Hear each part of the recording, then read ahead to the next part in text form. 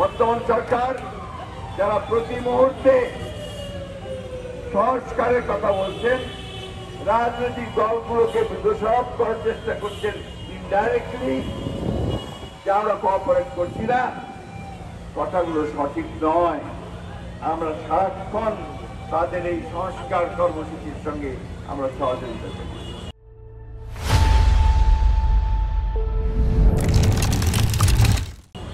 আমরা সারাক্ষণ সবাইকে নিয়ে কাজ করতে চাই।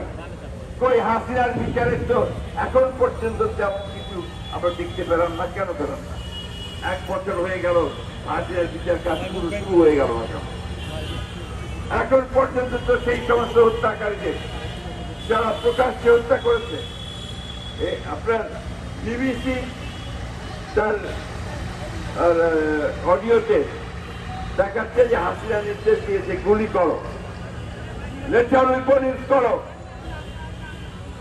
এইগুলো কেন এখন পর্যন্ত সেটা আসেনি? প্লিজ এই বিষয়গুলোকে আপনারা সাংবাদিক ভাইরা দয়া করে আপনারা একটু পজিটিভলি চিন্তা করে সামনে আসেন।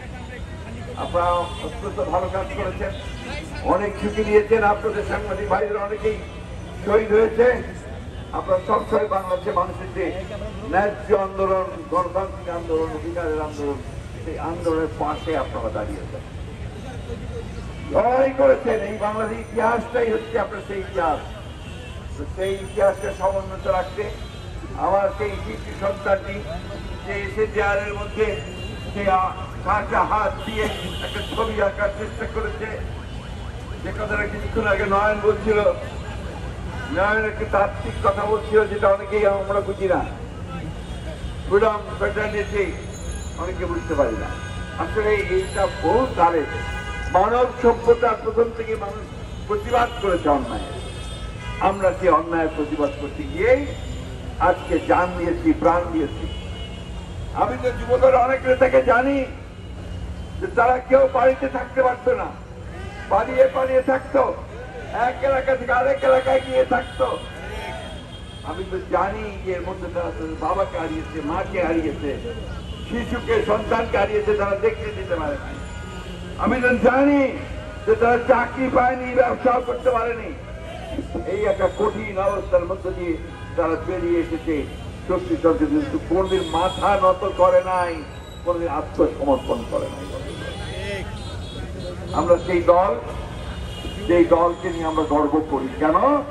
যে আমাদের দলের প্রতিষ্ঠাতা শহীদ প্রেসিডেন্ট জিয়াউর রহমান এই দেশের স্বাধীনতা ঘোষণা করেছিলেন, যুদ্ধ করেছিলেন।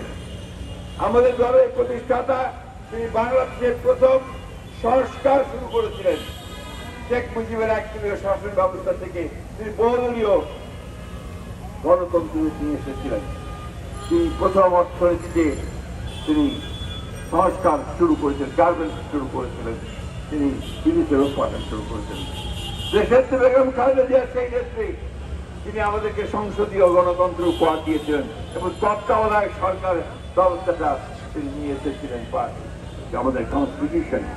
For more updates, follow us on Facebook, subscribe our YouTube channel, get the latest update on www.daily-sun.com.